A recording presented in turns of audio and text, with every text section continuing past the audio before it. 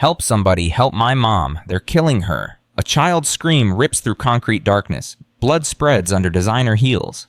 3 men in expensive suits close in on a woman who built a billion-dollar empire. Now she's dying in her own parking garage. Then a shadow moves. A mechanic steps forward. Fists fly, bodies drop. But here's the twist that shatters everything. The man saving her life, she destroyed his 2 years ago. Hit that subscribe button right now and stay until the end. Drop a comment telling me what city you're watching from. I want to see how far this story travels. I fired you because you cared too much. Sophia Grant said those words 2 years ago. Tonight, bleeding out on cold concrete, watching the man she called reckless fight to save her life, those words came back to haunt her. His name was Ethan Ward. Former Navy SEAL, single father, the best mechanic Grant Tech ever had. She fired him anyway. Let me take you back. Back to when Sophia Grant thought money solved everything. Sophia's corner office sat 70 floors above the city, floor-to-ceiling windows, leather chairs, a view that cost more than most people's houses. Grant Tech, her father's company, now hers, was worth $3.2 billion and climbing. She had everything. Penthouse overlooking the harbor, 12-year-old daughter Emma in the best private school, a reputation for being brilliant, ruthless, untouchable. She also had Charles Reynolds, vice president of operations, her father's old friend, smooth talker, perfect numbers, too perfect. Her assistant buzzed. Mrs. Grant, Mr. Reynolds for the 4 o'clock. Send him in. Charles walked in with that politician's smile carrying a tablet. Sophia, the board loved your presentation. Stock's up 8%. Good. What about Pittsburgh? The safety audit. He didn't blink. All clear. Henderson signed off personally. What Sophia couldn't know was that Henderson took 50 grand to ignore 17 violations. Hydraulic systems failing. Pressure valves 11 years overdue for replacement. Workers filing complaints for months. She didn't know because Charles made damn sure she never would. There's one issue, Charles said. Ethan Ward. The mechanic? He's going around me, sending emails to department heads about equipment failures, creating panic, costing us money. Sophia frowned. Does he have a point? The man's ex-military with PTSD. He sees threats everywhere. Last month he shut down an entire production line over one loose bolt, $60,000 in delays. Charles leaned forward. He's paranoid and expensive. $60,000. That was real money. Set up a meeting. 3 days later, Ethan Ward walked into her office. Work boots, coveralls, oil on his hands. Tall, broad-shouldered gray threading through dark hair. Scars on his knuckles that told stories he'd never share. Eyes that had seen combat and refused to look away from hard truths. He didn't sit. Just placed a folder on her desk. Mrs. Grant, these are photos from last week. Cracked welds on pressure tanks. Frayed electrical cables near fuel lines. Emergency exits blocked. And this? He pulled out a report. Says everything's fine. It's a lie. Sophia's spine stiffened. That's a serious accusation. It's a serious problem. People are going to die. Charles laughed from behind her. See, paranoid. Ethan's eyes locked on Charles. Something dangerous flickered there. I've watched men die from bad maintenance, Reynolds. I won't stand by while you chase bonus targets over safety. That's enough, Sophia stood. Mr. Ward, we have protocols, experts. If there were real issues, they'd be flagged. They were, by me, 17 times, and reviewed by qualified personnel. Qualified? Ethan stepped closer. Or paid. The room went ice cold.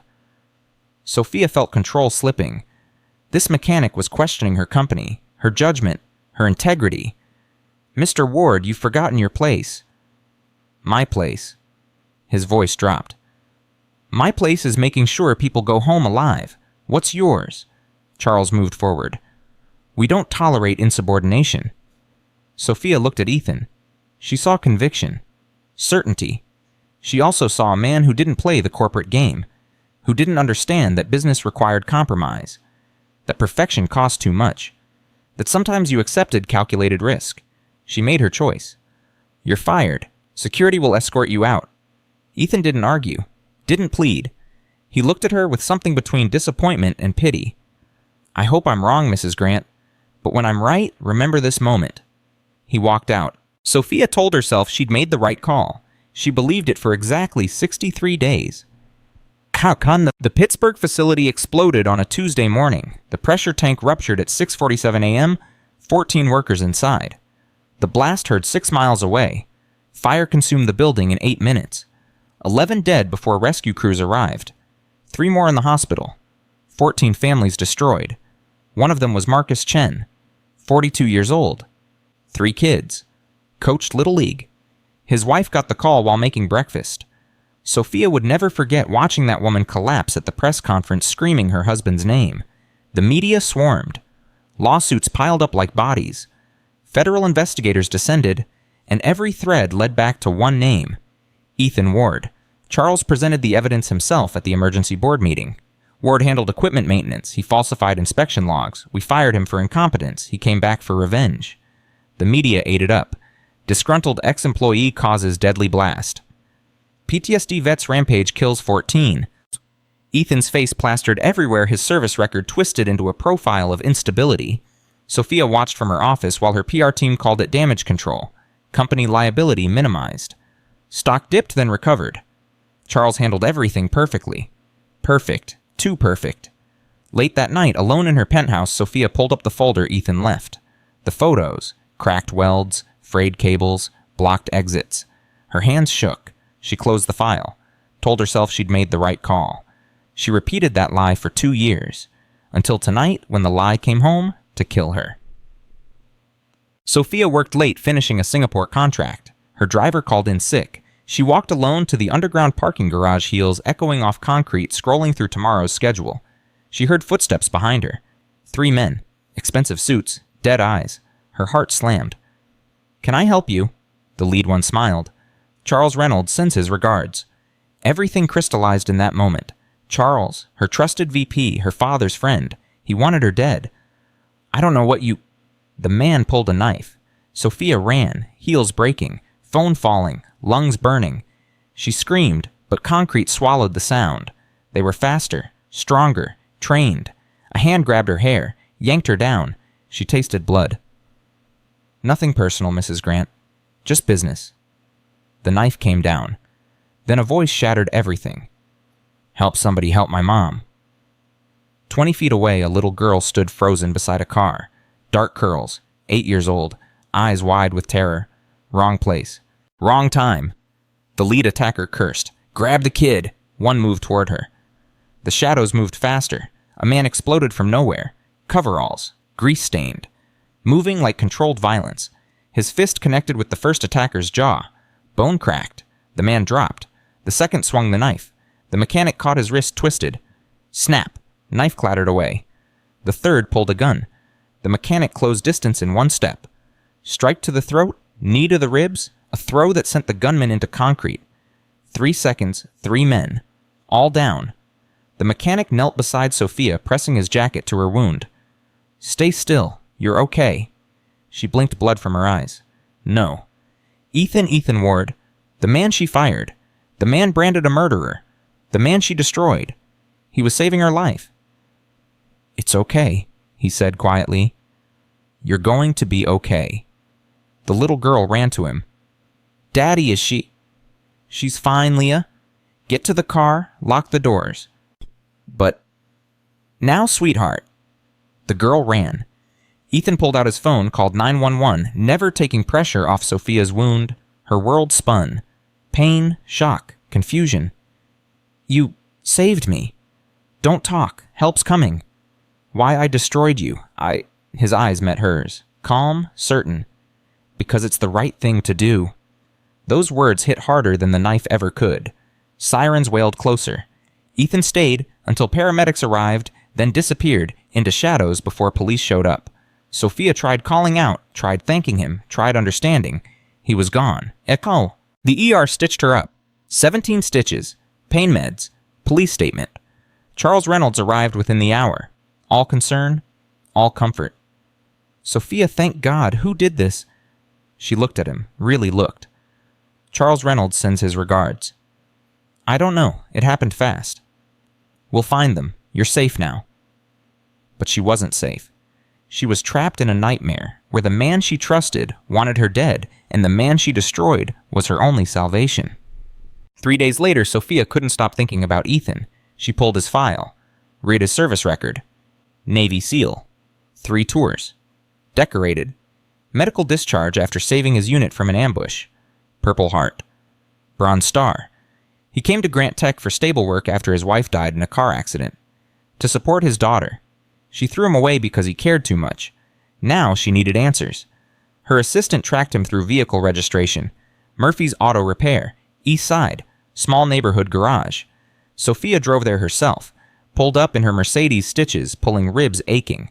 The garage smelled like motor oil and honest work. Cars on lifts. Radio playing Springsteen. And there was Ethan under a pickup teaching his daughter brake pad replacement. Clockwise, Leah. There you go. I did it. Proud of you, kiddo. Sophia cleared her throat. Ethan rolled out. Saw her. Something complicated crossed his face. Leah jumped up. You're the lady from the parking garage. Hi, Sophia said, voice smaller than she'd heard it in years. Ethan stood slowly. Mrs. Grant, you should be resting. I needed to see you, to thank you. You drove across town to say thanks. I came because I was wrong. The words poured out. About everything. You tried warning me and I didn't listen, and people died, and... Sophia? His voice cut through gently. Pittsburgh wasn't your fault. Yes, it was. I signed falsified reports. I know. He glanced at Leah. Sweetheart, grab us water bottles. She ran inside. Ethan turned back. Charles Reynolds covered up those violations for years. Bribed inspectors, forged my signatures on fake logs, then framed me when the inevitable happened. Sophia's legs weakened. You have proof. Working on it, but yeah. His jaw tightened. And now he's trying to kill you, which means you found something, or he thinks you did. I haven't found anything. Why would he... An engine roared. Sophia turned. Black SUV accelerating straight at them. 50 miles per hour. 60. Ethan grabbed her. Move. They dove sideways. The SUV smashed through the bay door, obliterated where they'd been standing, crashed into the lift. Metal screamed. Glass exploded. The pickup fell, crushing the SUV's hood. Sophia hit concrete. Ethan covering her. 3 seconds of chaos. Then silence. Ethan rolled off. You okay? I think so. Leah. She's inside, safe. He helped her up. Dust and oil everywhere. The SUV's driver already gone. Sophia stared at wreckage. They just tried to kill us. Welcome to my last 2 years. Ethan's voice went hard. Reynolds can't let us live. You're the CEO who could reopen everything. I'm the mechanic who knows too much. What do we do? Ethan looked at her for a long moment. We prove what he did, together, before he succeeds. Sophia met his eyes. 2 years ago, she called him reckless. Tonight, she realized he was the only person she could trust. Okay, let's take him down. Ethan almost smiled. Now you're talking. Inside the office, while Ethan reported the hit and run, Sophia sat with Leah. The girl clutched a stuffed rabbit, trying not to cry. You were brave, Sophia said softly. In that parking garage. I was scared. Brave means doing the right thing when you're scared. You did that. Leah looked up. Will the bad men come back? Sophia wanted to lie, to comfort, but she'd spent 2 years lying. Maybe, but your dad and I are going to stop them, I promise. The girl studied her with eyes too old for 8. Daddy says you fired him. I did. I was wrong. I'm sorry. He's not mad. How do you know? He talks about you sometimes, says you were trying to do your job, says everyone makes mistakes. Leah hugged her rabbit. Even CEOs. Something cracked in Sophia's chest. This child understood more than she had in 43 years. Ethan walked over. Police are coming. We need to get you somewhere safe. My penthouse has security. Sophia Reynolds owns your security company. He'll know the second you're home. She hadn't thought of that. Her empire was a cage. Then where? Ethan hesitated. My apartment, 3 miles from here. Small, not fancy, but off anyone's radar. I can't ask. Not asking, telling, you're coming with us. Sophia looked at this good, stubborn man she'd wronged. Nodded. They left in Ethan's 10-year-old truck. Leah in back, Sophia in front. 2 women whose worlds just exploded. Sophia's phone buzzed. Text from Charles. Heard about the garage incident. Thank God you weren't there. Come to the office tomorrow. We need to discuss your security. She showed Ethan. His expression went granite. He's testing you, seeing if you'll run to him. What do I do? Nothing. Let him wonder. Sophia turned off her phone. Ethan's building was 6 stories of red brick, laundry on balconies, kids' bikes chained up front. His apartment was 3rd floor, 2 bedrooms, clean but worn, photos of Leah on the fridge, a folded flag in a case. Bathroom there, Leah's room through that door. You take my room, I'll take the couch. Ethan, I can't. Yes, you can. You're hurt. You need rest. End of discussion. Leah yawned. Daddy mac and cheese. Coming right up, kiddo. Sophia watched Ethan move through the tiny kitchen. Boiling water, talking to his daughter about her school day. This was his life. Simple, real, full of love she'd traded for marble and money. Dinner was boxed mac and cheese that somehow tasted better than anything her private chef ever made. Ms. Grant, do you have kids? Leah asked. A daughter, Emma. She's 12. Does she like science? She likes horses and art, and telling me I work too much. You should listen, Leah said seriously. Kids are smart. Sophia laughed. Really laughed. First time in months. After Leah went to bed, Ethan and Sophia sat in the living room with the weight of everything pressing down. Reynolds won't stop, Ethan said. He's got too much to lose. Then we need evidence, real evidence, something the FBI can't ignore. I've been collecting pieces for 2 years, but I need Grant Tech's internal servers, files he thinks are buried. I still have administrator access. If you log in from here, they'll trace it instantly. Not if I route through my lawyer's office network. They use encrypted connections for client confidentiality. Ethan looked at her with new respect. You're full of surprises. Sophia? Just Sophia? Okay, Sophia. They worked past midnight. Sophia on her laptop, Ethan cross-referencing documents, building a timeline of bribes, cover-ups, deaths, and slowly, painfully, the truth crawled out of the dark. Charles Reynolds had been skimming safety budgets for 6 years. Millions were rerouted to offshore accounts. Pittsburgh wasn't the first disaster, just the biggest. There were others. Smaller fires, equipment failures, accidents, all buried. How many? Sophia whispered. Ethan's voice went hollow. 37 confirmed deaths. Could be more. She felt sick. And I signed his reports. Every time. You didn't know. I should have known. That was my job. Ethan reached across the table, covered her hand with his scarred one. Then let's make it right. She looked at their hands, hers soft and manicured, his calloused and scarred, and felt something shift. Not attraction, not yet, but connection, understanding, the beginning of trust. Tomorrow, she said, we take this to the FBI. Ethan nodded. Neither of them knew that tomorrow wouldn't come. At 3:17 a.m., Sophia's phone rang. She jerked awake on Ethan's bed, grabbed the phone. Unknown number. Hello. A voice, mechanically distorted. Mrs. Grant, listen very carefully. Her blood went cold. Who is this? Check your email. The line went dead. Sophia's hands shook as she opened her email. One new message. No subject, just an attachment. A video file. She clicked it. The screen showed a dark room, concrete walls, and 2 girls tied to chairs, duct tape over their mouths. Emma, her 12-year-old daughter, and Leah, Ethan's 8-year-old. Sophia couldn't breathe, couldn't think, couldn't scream. The phone rang again. Now I have your attention, the distorted voice said. You and Ward have been very busy tonight, digging where you shouldn't. That ends now. Please don't hurt them. Please. Delete everything, every file, every email, every piece of evidence. Then you disappear, retire, move to another country. I don't care. But if you or Ward go to the police, to the FBI, to anyone your daughters die, slowly. How do I know you won't? You don't? But you know what I'll do if you disobey. You have 12 hours. The line went dead. Sophia sat frozen, phone in shaking hands, world collapsing. A knock on the door. Ethan. Sophia? You okay, I heard? She opened the door, showed him the video. Ethan's face went to stone, but his hands trembled as he took the phone, watched his daughter scared and bound and helpless. When, his voice barely human, 3 hours ago, maybe less. They took them from their schools. Must have. Ethan's jaw clenched so tight she heard his teeth grind. Reynolds. He says if we go to the police. I know what he says. Ethan handed back the phone, walked to his closet, pulled out a locked box. Inside was a gun, a knife, and something that looked like a small tracking device. What are you doing? Ethan checked the gun's magazine. Getting my daughter back. Any piece? He said no police, no FBI. I'm not calling anyone. His eyes met hers. Cold. Lethal.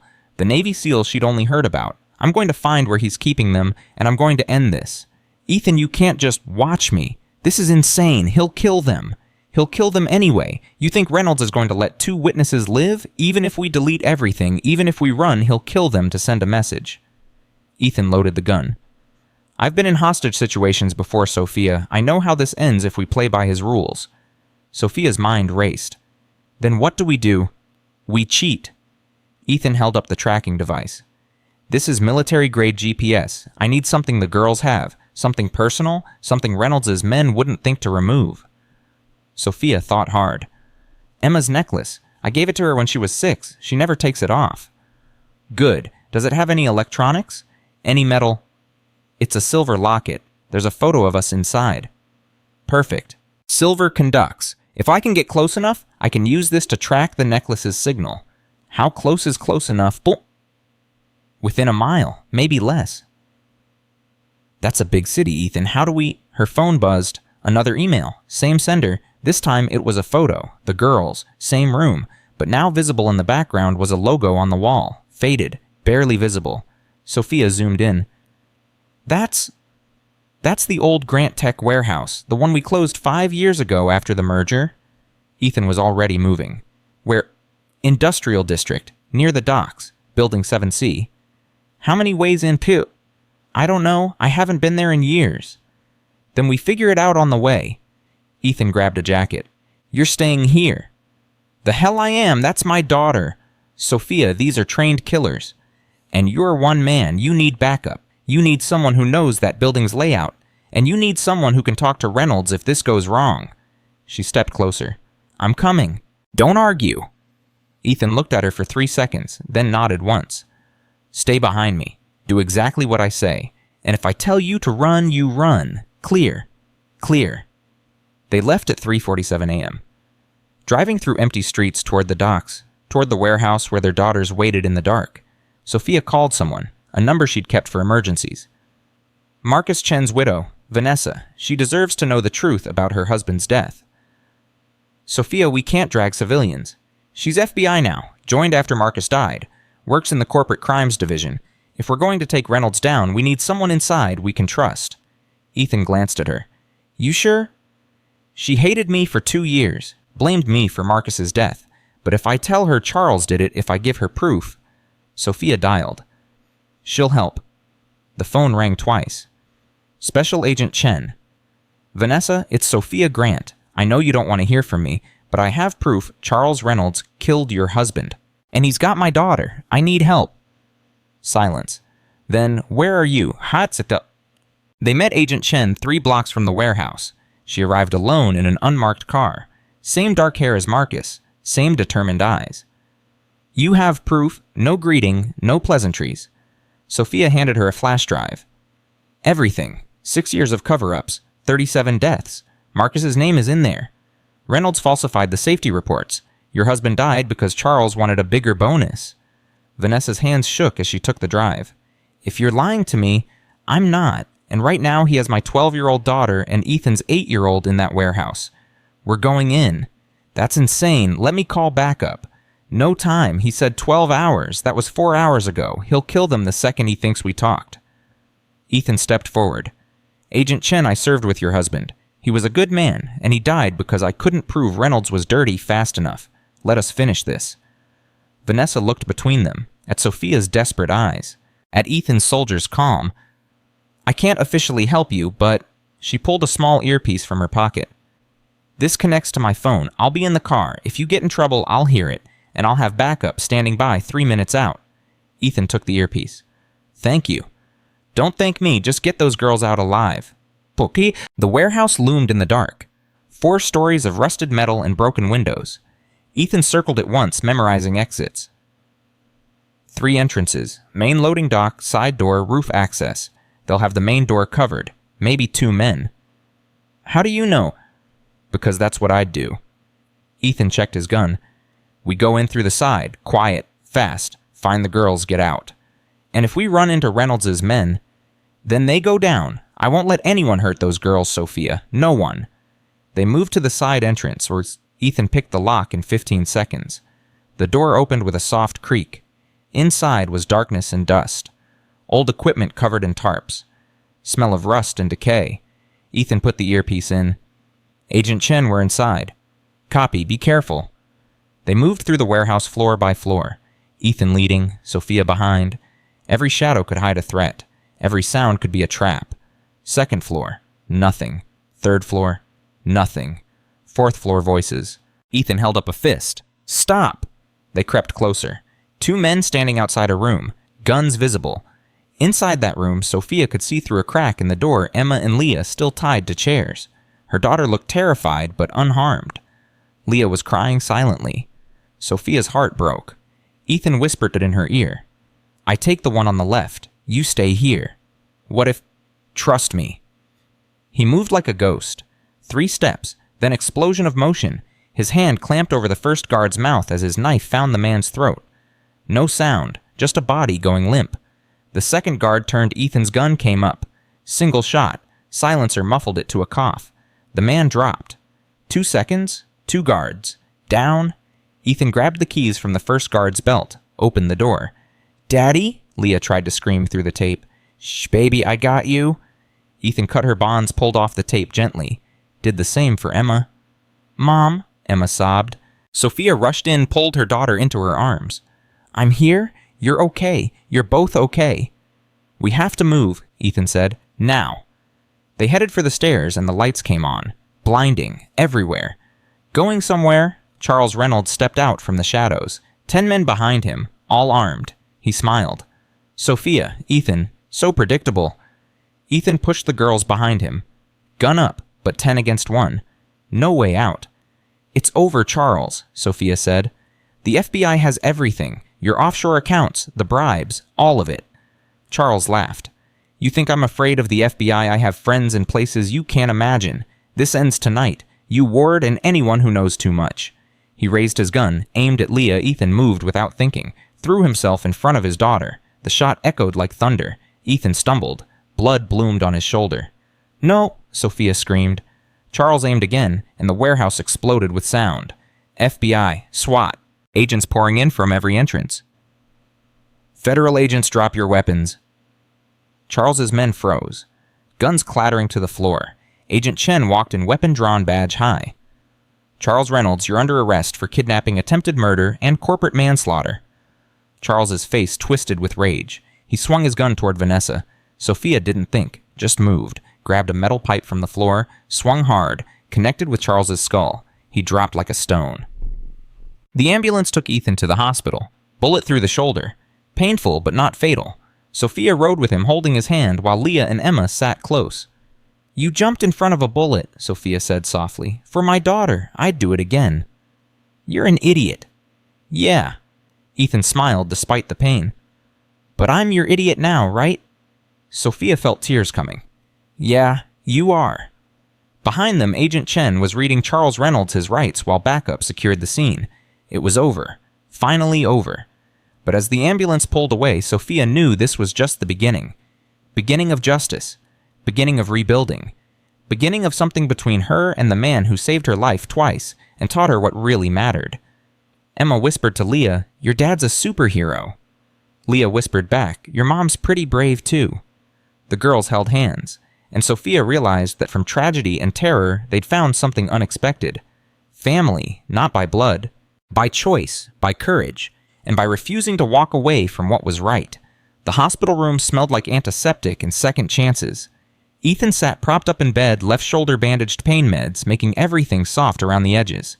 Leah hadn't left his side in 6 hours. Just sat there holding his hand like she was afraid he'd disappear if she let go.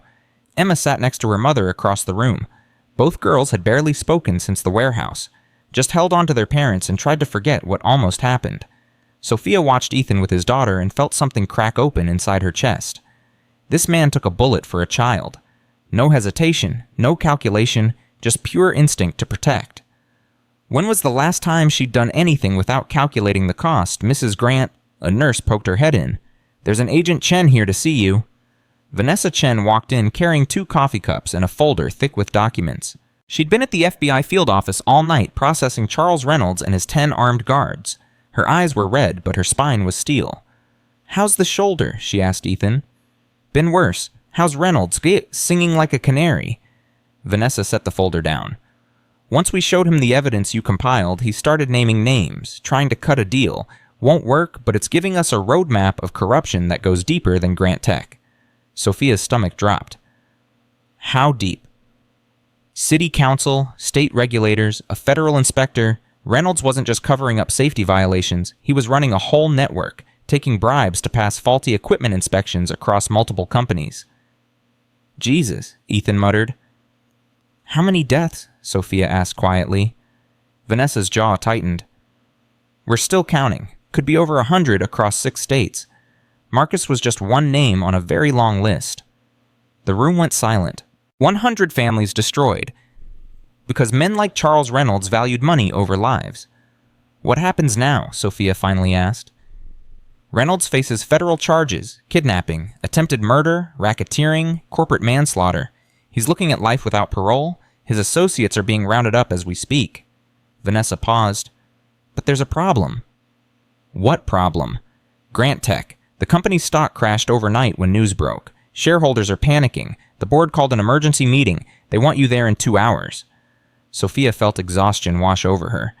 "I can't deal with the board right now." "You have to, because they're voting on whether to dissolve the company entirely, sell it off piece by piece, and if that happens, 3,000 employees lose their jobs. People who had nothing to do with Reynolds' crimes." Ethan spoke up. "She's in no shape." "I know." Vanessa looked at Sophia. "But you're the only one who can save this. You're the CEO. You're Marcus Chen's widow's ally now. You have the evidence that proves the rot was Reynolds, not the company. If you don't show up, Grant Tech dies, and all those workers suffer for crimes they didn't commit." Sophia closed her eyes. She'd barely slept. Her daughter had been kidnapped hours ago. The man who'd saved them was shot protecting her child. And now she had to walk into a boardroom and fight for a company that felt like it was built on graves. "Mom," Emma's voice was small, "what are you going to do?" Sophia looked at her daughter. 12 years old. Old enough to understand that sometimes doing the right thing meant doing the hard thing. "I'm going to that meeting," Sophia said, "and I'm going to make sure no one else dies because of corporate greed." Ethan nodded.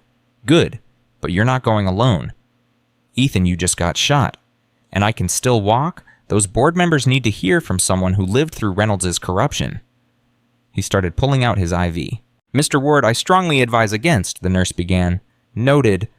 Ethan swung his legs off the bed, winced, stood anyway. "Leah, stay with Emma and Agent Chen. We'll be back soon." "Daddy, be careful." "Always am, sweetheart." 40 minutes later, Sophia and Ethan walked into Grant Tech's boardroom. She wore yesterday's clothes, wrinkled and bloodstained. He wore a borrowed shirt over his bandaged shoulder. They looked like survivors of a war, because they were. 12 board members sat around the long table. Suits, ties, expressions ranging from angry to terrified. The interim chairman, Gerald Morrison, stood at the head. "Mrs. Grant, you're late."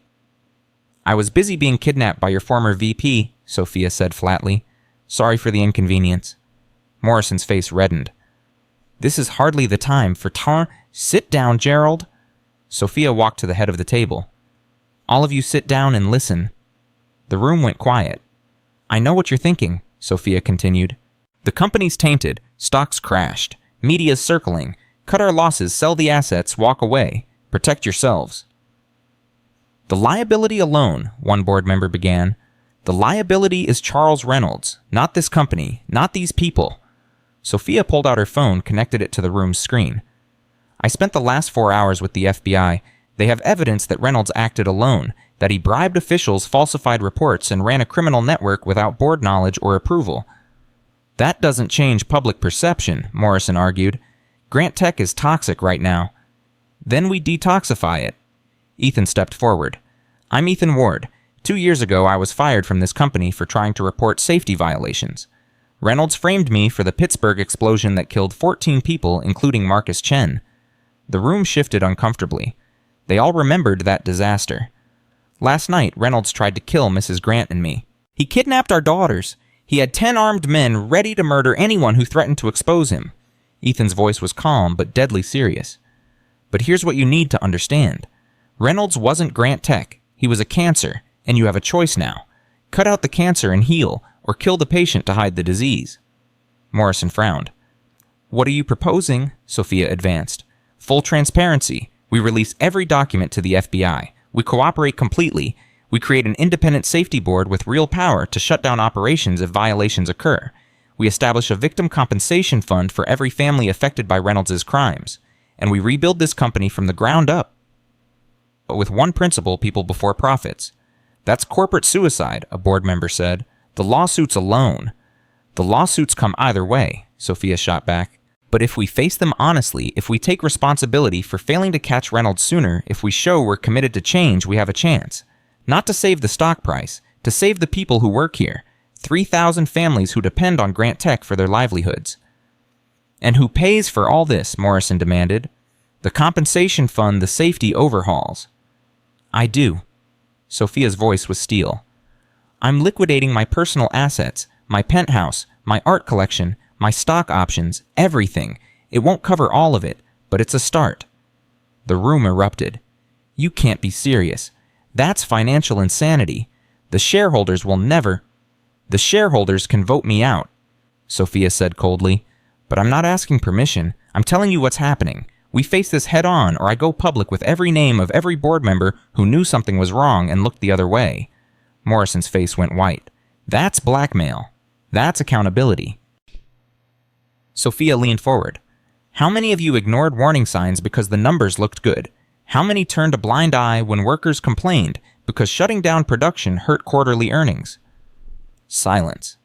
That's what I thought. Sophia straightened. Here's the vote.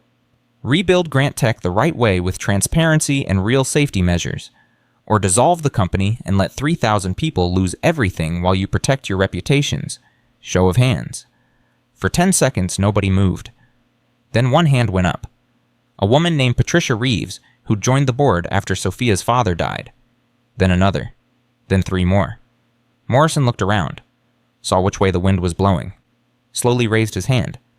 Motion carries, he said quietly. Grant Tech continues operations under new ethics guidelines. Sophia nodded. Good, now get out, all of you. I have work to do. The board filed out in silence. Only Morrison lingered.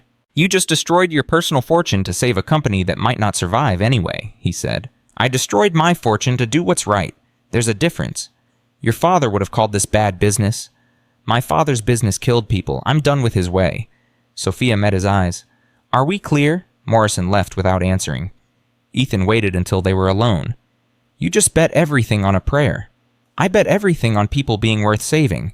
Sophia sank into a chair, exhaustion hitting like a wave. Was that stupid? Maybe, but it was brave. Ethan sat beside her shoulder, clearly hurting but refusing to show it. What happens next? I don't know. I've never rebuilt a company from scandal before. Then I guess we figure it out together. Sophia looked at him. Why would you help me after everything I did to you? Because you're trying to make it right. That's more than most people do. He paused. And because Leah likes you. Kid's a good judge of character. Despite everything, Sophia smiled. Her phone rang. Unknown number. Her blood went cold. Hello, Mrs. Grant, this is Thomas Wu. I'm an attorney representing 15 families who lost loved ones in the Pittsburgh explosion. Sophia's heart sank. Mr. Wu, I understand you want to file. We want to help. She blinked. What? We've been following the news. We know Charles Reynolds was responsible. We know you're trying to make things right. His voice was emotional. Marcus Chen's widow called me this morning, told me what you did, how you risked your life to expose Reynolds, how you're liquidating your assets to compensate victims. I don't understand. You're not suing. Oh, we're suing, but we're suing Reynolds and his network, not Grant Tech, not you. Wu cleared his throat. Mrs. Grant, our families need justice, but we also need the truth.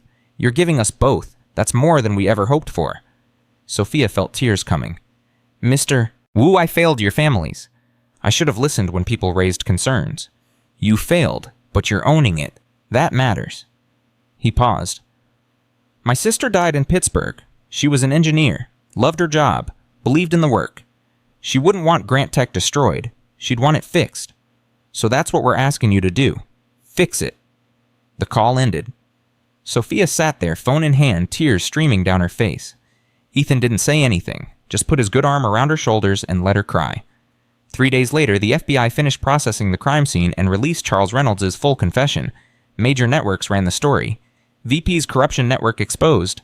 Hero mechanic saves CEO brings down criminal enterprise. Grant Tech vows transparency after scandal.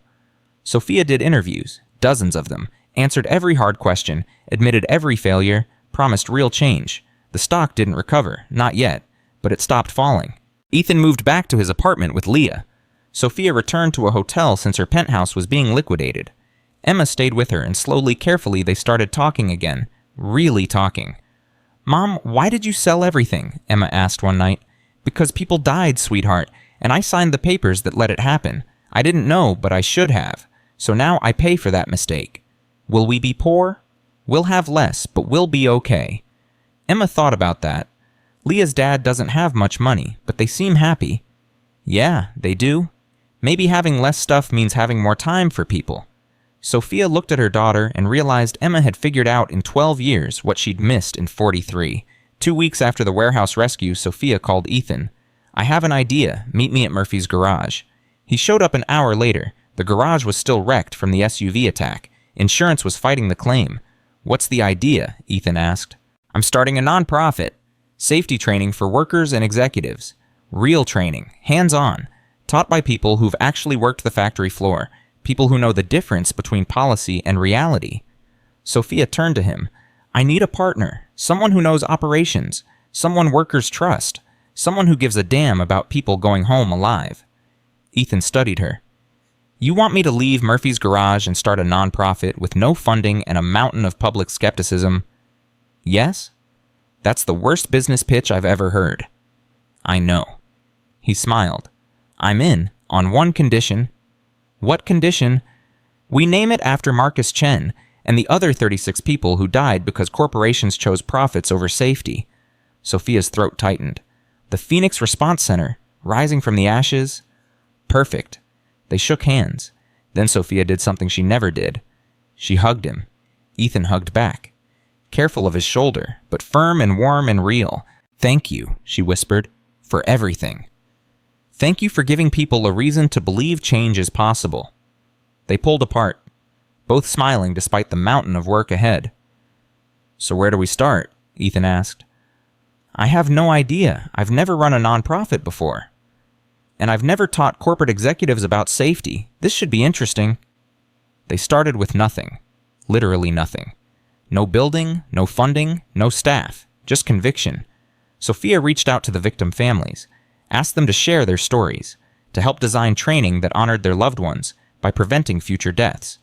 15 families said yes. Ethan recruited former military and industrial workers, people who'd seen disasters up close, who could teach not from textbooks, but from experience.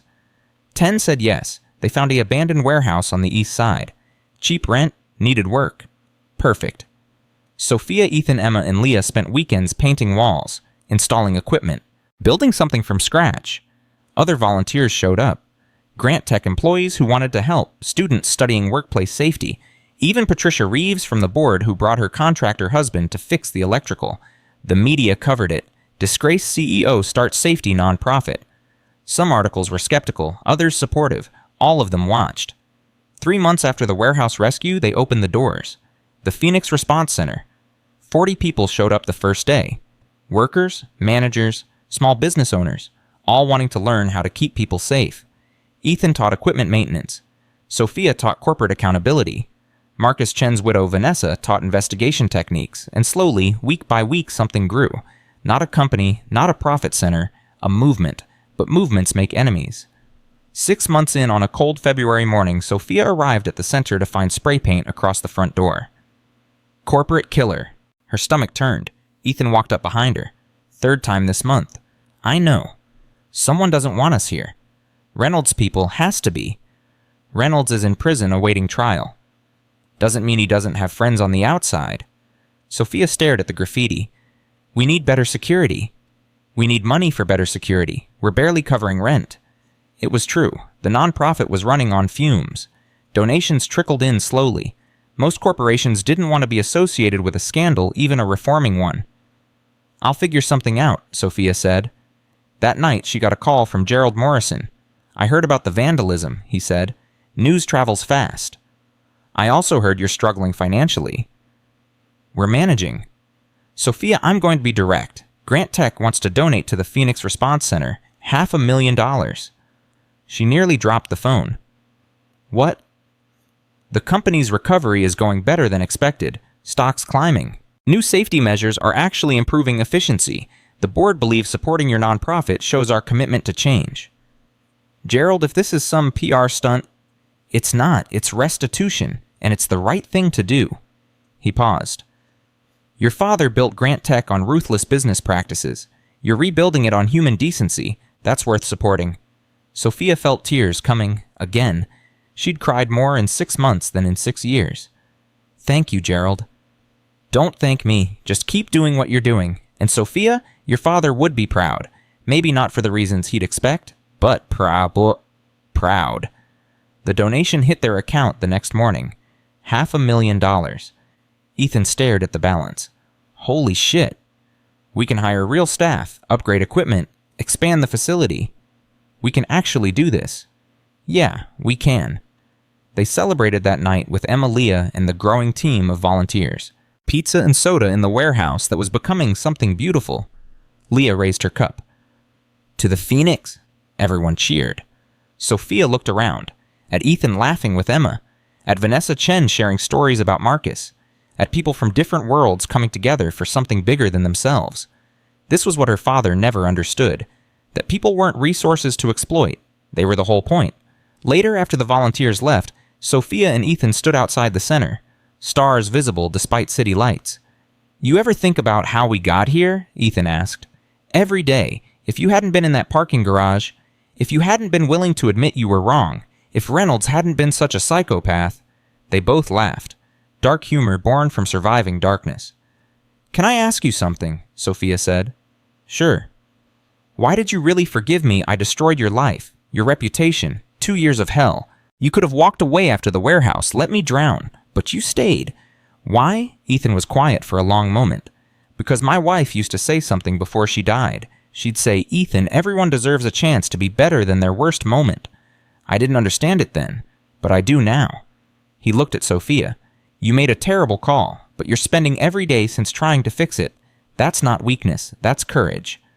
Sophia felt something shift in her chest, something warm and terrifying and wonderful all at once. "Ethan?" Her phone rang. Both of them tensed. Late-night calls meant bad news. "Hello?" "Mrs. Grant, this is Detective Sarah Park. I'm calling about the vandalism at your facility." "Did you find who did it?" "We did. 3 men, all with connections to Charles Reynolds' network. But there's something you need to know. They weren't just vandalizing, they were surveilling, taking photos, recording your schedule." Ice water in her veins. "Why?" "We think they're planning something bigger. Reynolds' trial starts in 2 weeks. If you testify like you're scheduled to, his conviction is guaranteed. His associates want to stop you." "How do you know this?" "One of them flipped. Gave us details in exchange for a plea deal. Mrs. Grant, you need protection. Real protection, until the trial's over." Sophia looked at Ethan. His face had gone hard. "We'll handle it," he said into the phone. "Mr. Ward, these are dangerous people. I've handled worse, but thanks for the warning." He hung up. "Don't even start," Sophia said. "I'm testifying. Reynolds doesn't get to walk because I'm scared. I know, but we're doing this smart, full security, no unnecessary risks." "Ethan, I can't ask you to..." "You're not asking. I'm telling. You think I'm letting you walk into danger alone after everything we've been through?" The way he said it, the intensity in his eyes. Sophia felt her heart skip. "Okay," she whispered. "Together. Together." For 2 weeks, Ethan barely left her side. Emma and Leah stayed with Agent Chen, who'd become something like family. The Phoenix Response Center operated with volunteer staff while Sophia prepared her testimony. The trial began on a Monday in March. Media circus, cameras everywhere, protesters both for and against Reynolds, security so tight you couldn't breathe without permission. Sophia walked in with Ethan beside her, sat in the gallery, watched prosecutor after prosecutor present evidence of corruption, bribery, murder. Charles Reynolds sat stone-faced through all of it. Expensive suit, perfect hair, empty eyes. On day 4, the prosecution called Sophia Grant to the stand.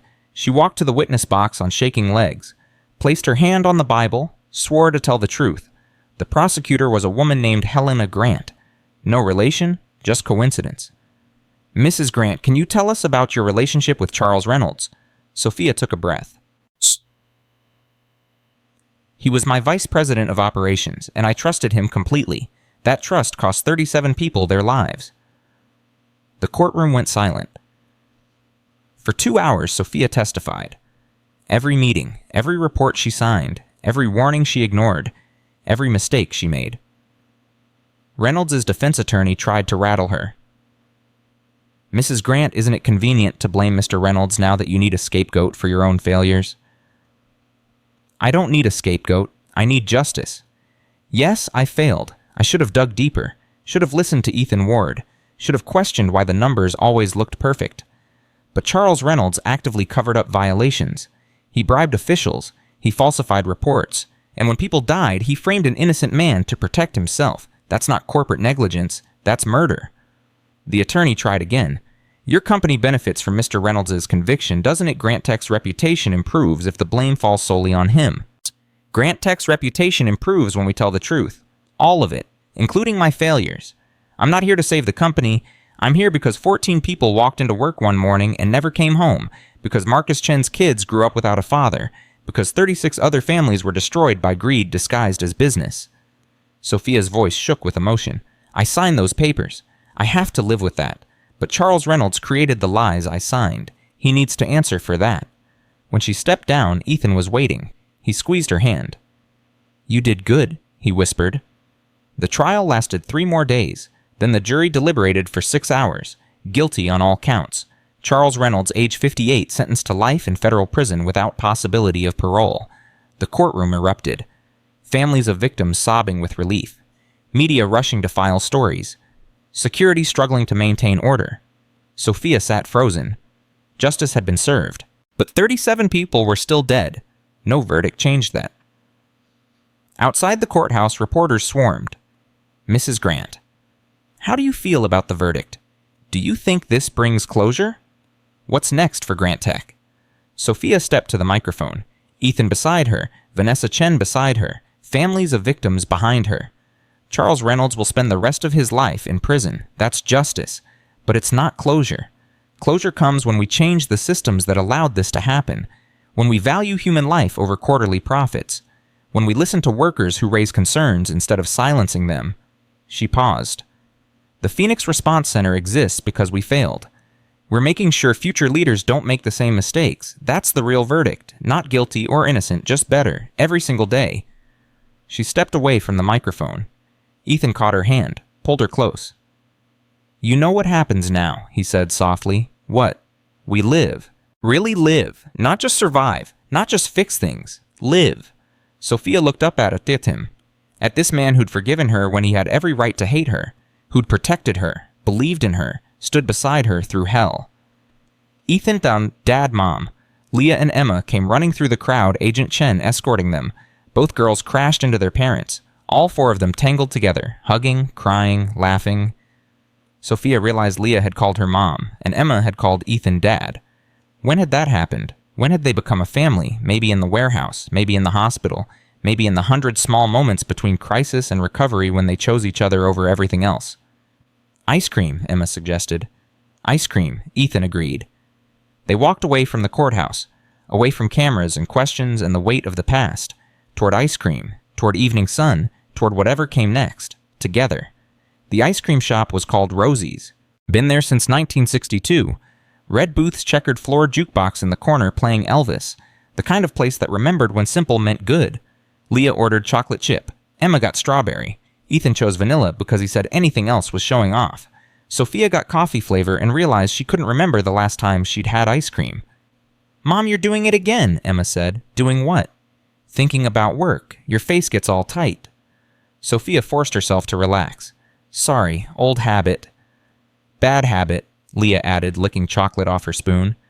"My dad says you gotta be where you are, not where you were or where you're going, just here." Ethan smiled. "When did you get so wise?" "I've always been wise. You just started listening." They all laughed. Real laughter, the kind that comes after surviving something terrible and realizing you're still breathing. But breathing wasn't the same as living. Sophia was learning that slowly. Her phone buzzed. She ignored it, buzzed again.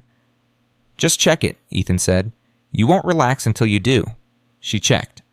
Text from Patricia Reeves, the board member who'd helped paint the Phoenix Center. "Sophia, we have a problem. Turn on the news." Her stomach dropped. "I need to see a TV." The shop owner let them use the small television behind the counter. Sophia switched to cable news. Her face filled the screen. Old photo from a corporate event. Beside it, Charles Reynolds in an orange jumpsuit. The headline made her blood freeze. "Grant Tech CEO accused of witness tampering in Reynolds' trial." The anchor's voice was sharp. Sources close to the case claim Sophia Grant coordinated with prosecutors to falsify evidence against Charles Reynolds. Reynolds' legal team filed an emergency appeal this afternoon citing prosecutorial misconduct and witness collusion. "That's insane," Ethan said. "They're making it up." But Sophia knew better. Reynolds wasn't done fighting. This was his last move. Discredit her testimony, get a mistrial walk free on a technicality. Her phone exploded with calls. Board members, lawyers, media. She answered Patricia's call. "Tell me this isn't real." "It's not real, but it's effective. Reynolds' team leaked doctored emails that supposedly show you working with prosecutors before the trial. They're fake, but convincing enough to create doubt. The judge ordered an emergency hearing for tomorrow morning." Can they overturn the verdict? If they prove misconduct, yes, Reynolds could get a new trial, or the case could be thrown out entirely. Sophia felt the world tilting. "We gave them everything. We played by every rule." "I know, but Reynolds has money and connections we didn't account for. He's not going down without scorching the earth." Patricia paused. "Sophia, they're coming after you specifically, trying to paint you as a liar who fabricated evidence out of guilt and revenge. If this sticks, you could face criminal charges yourself." Emma was watching her mother's face. "Mom, what's wrong?" Sophia tried to smile, failed. "Nothing, sweetheart, just work stuff." But Leah, sharp as her father, wasn't buying it. "Is someone trying to hurt you again?" Ethan caught Sophia's eye. She nodded slightly. "Girls, finish your ice cream," he said calmly. "Then we're going back to Agent Chen's. You'll stay there tonight while your mom and I handle some things." But no arguments. This is important. 20 minutes later, Emma and Leah were safely with Vanessa Chen, who'd already heard the news and had her service weapon visible on the kitchen counter. Not threatening, just ready. "They're safe with me," Vanessa said. "Go do what you need to do." Sophia and Ethan drove to her lawyer's office. Marcus Webb, 60 years old, sharp as broken glass. He'd handled the trial, and now he was handling this mess. "They're smart," Marcus said, spreading the fake emails across his conference table. "These are good forgeries. Dates match. Email addresses look legitimate. If I didn't know they were fake, I'd believe them myself." "How do we prove they're fake?" Sophia asked. "Digital forensics. But that takes time. The hearing is tomorrow at 9 a.m. We have less than 12 hours. "Then we work fast," Ethan said. "What do you need?" Marcus looked at him. "I need the original emails, the real correspondence between Sophia and my office, server logs, metadata, anything that proves the timeline they're claiming is impossible." "I can get server logs," Sophia said. "I still have access to Grant Tech's systems." "Do it. Send everything to my forensics team. They'll work through the night." Marcus turned to Ethan. "And you need to find out who created these forgeries. Someone with serious tech skills and access to official email systems. That's not amateur hour." Ethan pulled out his phone. "I know someone. Ex-military cyber specialist owes me a favor." "Call them." While Ethan stepped out to make the call, Sophia logged into Grant Tech's servers, downloaded every email between her and Marcus's office from the past year, sent them to the forensics team with her admin credentials for verification. Marcus watched her work. "You holding up okay?" "No, but I don't have time to fall apart." "Fair enough." He hesitated. "Sophia, worst-case scenario. If we can't prove these are fake by tomorrow, the judge could declare a mistrial. Reynolds walks, and you could face charges for perjury and evidence tampering." "How long would I go to prison?" 5 to 10 years, maybe more." Sophia's hands stilled on the keyboard. "Emma would be 22 when I got out." "Don't think about that. Think about proving your innocence." But she was thinking about it. Thinking about Emma growing up without her mother, about the Phoenix Response Center collapsing without leadership, About Ethan and Leah getting dragged into another nightmare because she dared to tell the truth. Ethan came back in. My guy's on it. He's tracking the digital signature on those fake emails. Says he'll have something in 4 hours. 4 hours is cutting it close, Marcus said. It's what we've got. They worked through the night. Sophia at Marcus's conference table cross-referencing emails and documents. Ethan on the phone with his cyber contact following digital breadcrumbs. Marcus coordinating with forensic experts who worked in shifts. At 2 a.m. exhaustion was winning. Sophia's eyes burned. Her head pounded. She'd read the same email 3 times without comprehending it.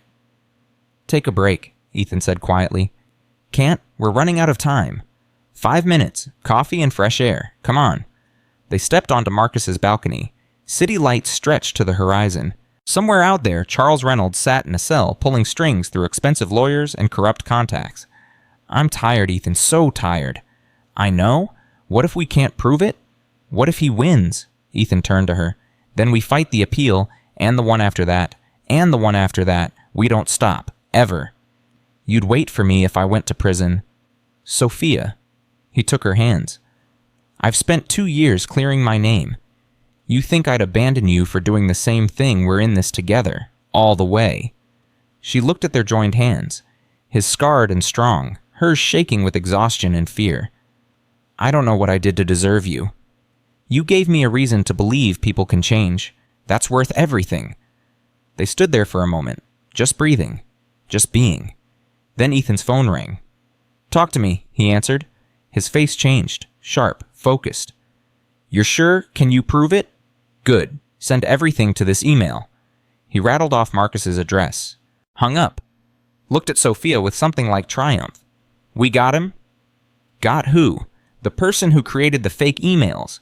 Reynolds' defense attorney, David Kushner. He's been coordinating with a hacker in Romania to fabricate evidence. My guy traced the digital signature back to Kushner's personal laptop. Marcus appeared in the doorway. Are you serious? Dead serious. And there's more. Kushner's been communicating with Reynolds through unauthorized prison channels, burner phones, encrypted messages, all illegal, all documented. Marcus grabbed his phone. I'm calling the prosecutor. This changes everything. At 3:47 a.m., federal marshals arrested David Kushner at his home, seized his laptop phones and files. By 5 a.m., the evidence was undeniable. Kushner had orchestrated the entire scheme to free his client. By 7 a.m., the emergency hearing was canceled. The judge issued a statement condemning the defense's actions and upholding Reynolds' conviction. Kushner was disbarred and faced his own criminal charges. By 8 a.m., Sophia was cleared of all accusations. She sat in Marcus's office, staring at the official statement, unable to process it. It's over, Marcus said. Really over this time. I can't believe it. Believe it. Reynolds is done. No more appeals, no more tricks. He's spending the rest of his life in prison.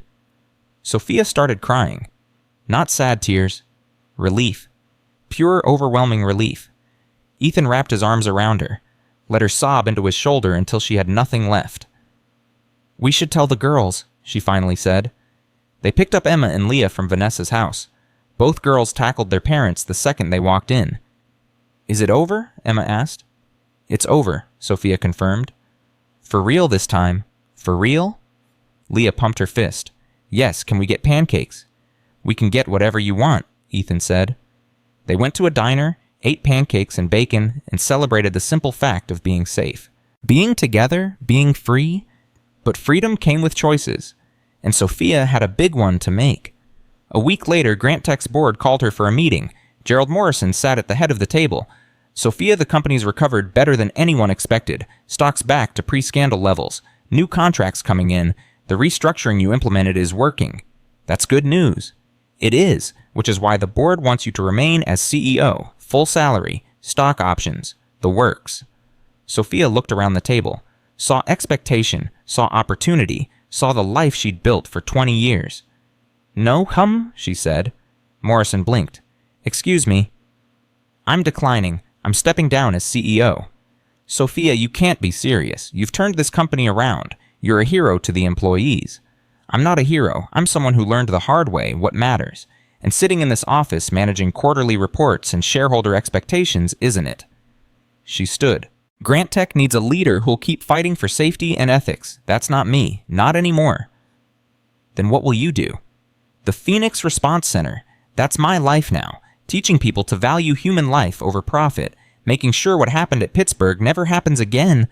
Patricia Reeves spoke up.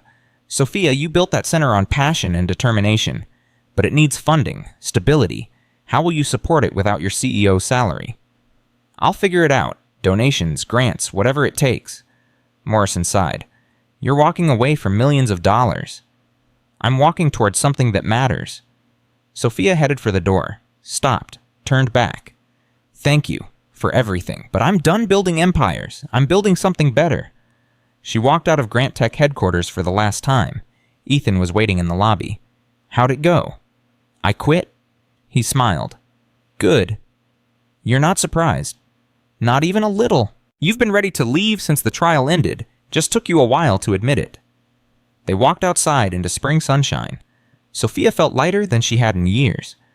So what now? She asked. Now we make the Phoenix Response Center everything it can be, not just a nonprofit, a movement. On what budget, we've got 6 months of operating funds left. Then we fundraise, we apply for grants, we prove to people that investing in human safety is worth it. Sophia laughed. You make it sound easy. It won't be, but nothing worth doing is. They spent the next 3 months grinding, writing grant proposals, meeting with potential donors, hosting open houses at the center to show what they'd built. Some days were brutal. Rejection after rejection. Doors slammed in their faces. People who didn't believe change was possible. Other days were beautiful. A small business owner who donated $10,000 after losing his brother in an industrial accident. A union that sent 20 workers for safety training. A college that partnered with them to offer certification programs. Slowly, piece by piece, the Phoenix Response Center grew. 6 months after the trial, they had 40 full-time students, 20 part-time instructors, partnerships with 5 universities and 12 corporations, and a waiting list of 300 people who wanted training. We need a bigger space, Ethan said, looking at the crowded warehouse. We need funding for a bigger space, Sophia corrected. Then let's get it. They organized a gala, invited everyone they'd met over the past year. Victim families, donors, media, politicians, made it a celebration of survival and change. The night of the gala, Sophia wore a simple black dress. Not designer, not expensive, just elegant. Ethan wore a suit. First time she'd seen him in one. He looked uncomfortable and handsome and completely out of his element. You clean up nice, she said. I feel like a fraud. You're a hero who saved my life twice. You're allowed to wear a suit. The gala was held at a hotel ballroom. 200 people showed up. Sophia gave a speech about Marcus Chen and the 36 others who died, about learning from failure, about building something better. Then she introduced Vanessa Chen, who'd become the center's operations director. Vanessa spoke about her husband, about the hole his death left, about finding purpose in prevention. There wasn't a dry eye in the room. By the end of the night, they'd raised $800,000, enough to expand, to hire more staff, to train more people, to save more lives. After the guests left, Sophia and Ethan stood in the empty ballroom, music still playing softly, lights dimmed. We did it, she said. You did it. This was your vision. Our vision. I couldn't have done any of this without you. Ethan stepped closer. Sophia, can I ask you something? Anything. What are we? Her heart skipped. What do you mean? I mean, we're partners in the center. We're co-parenting Emma and Leah. We're together every day. But we've never talked about what this is, what we are. Sophia looked at him, this man who'd saved her life, who'd forgiven her, who'd stood beside her through everything. I don't know, she admitted. What do you want us to be? I want you, not just as a partner in the center, not just as a friend. I want mornings with you and coffee and conversations about nothing.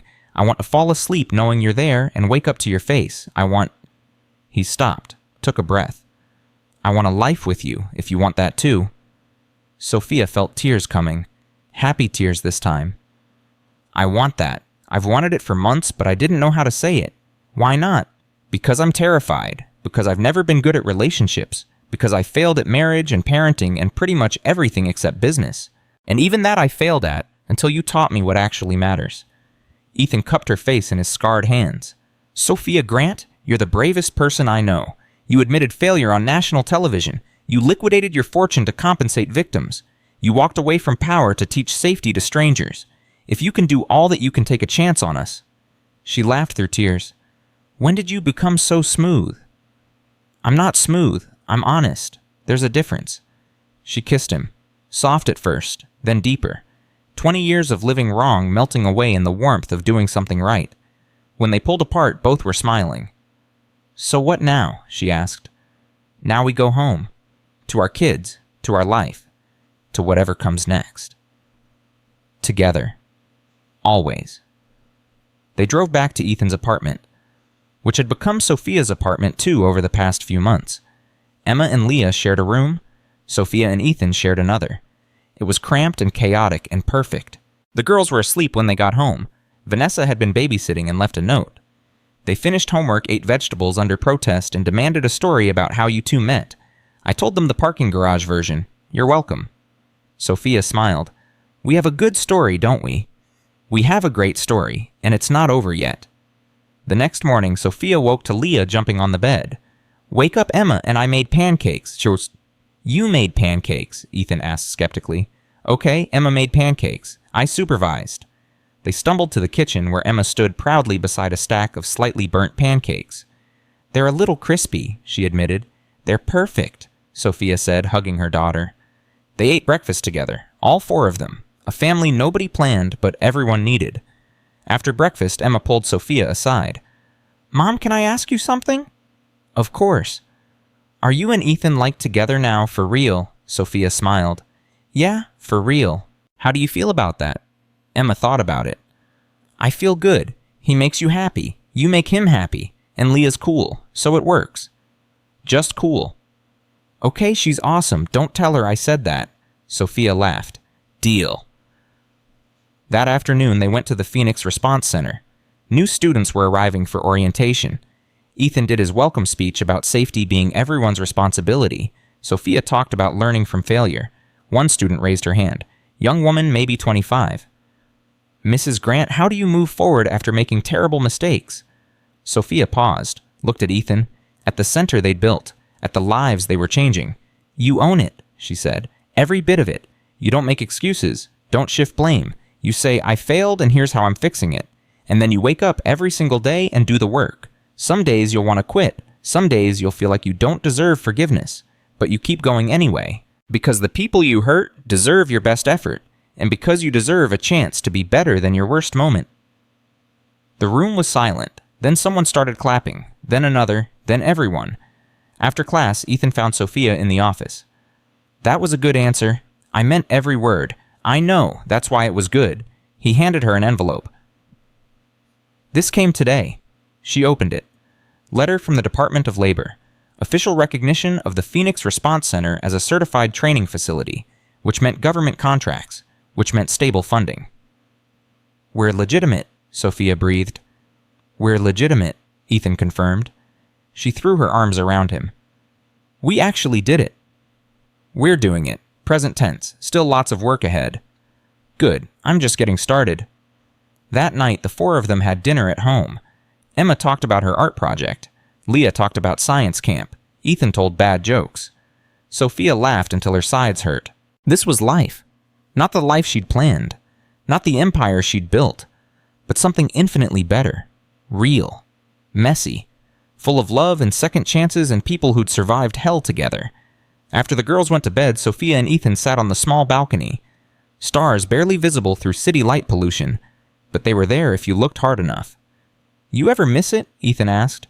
"The money, the power, the penthouse." "Sometimes I miss the view, but not the loneliness, not the emptiness." She leaned against him. "This is better. This is real." "Even with burnt pancakes and a cramped apartment?"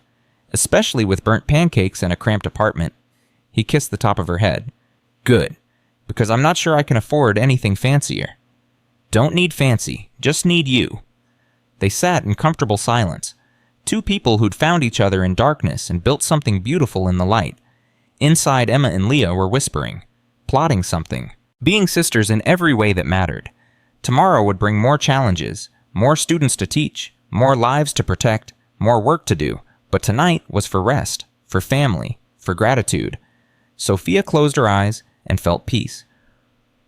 For the first time in years. Not because everything was perfect, but because it was real. And real was enough. Real lasted exactly 3 months before the past came knocking again. Sophia was teaching a class on corporate accountability when her phone buzzed.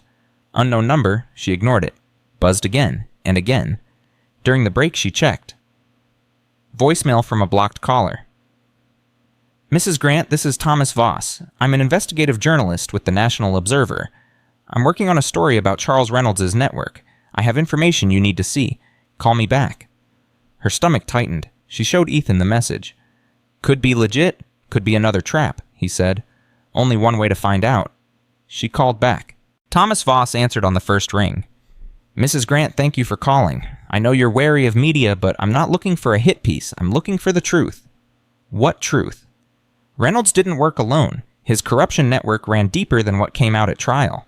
I've been investigating for 8 months. I have documents that show he had partners, high-level people, and they're still out there.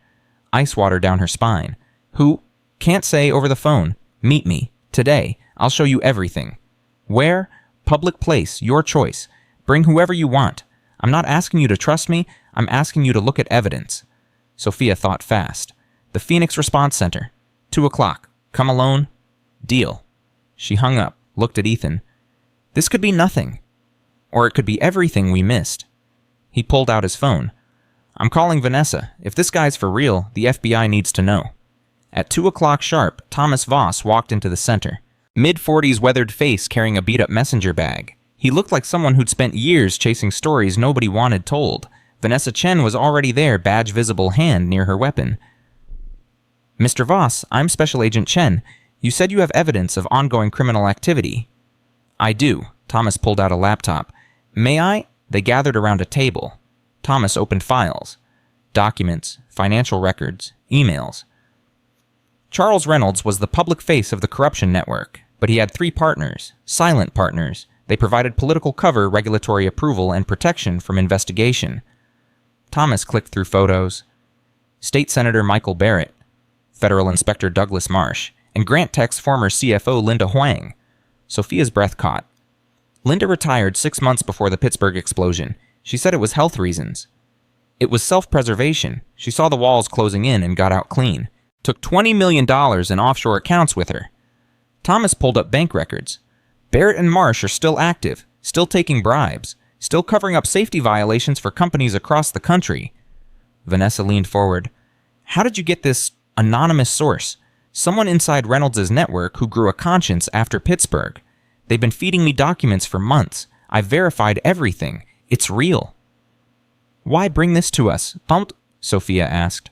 Why not go straight to the FBI? Because my source won't talk to the FBI. They're terrified of retaliation, but they'll talk to you, the woman who brought down Reynolds. They think you're the only one who'll actually do something with this information. Ethan crossed his arms. This feels like bait. It's not bait. It's a lifeline.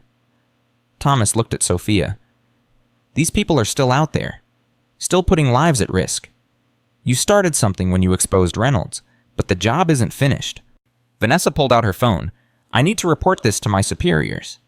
No, Thomas closed his laptop. The second the FBI opens an official investigation, my source disappears, and so does the evidence. This has to be done quietly. That's not how federal investigations work. Then people keep dying. Thomas stood.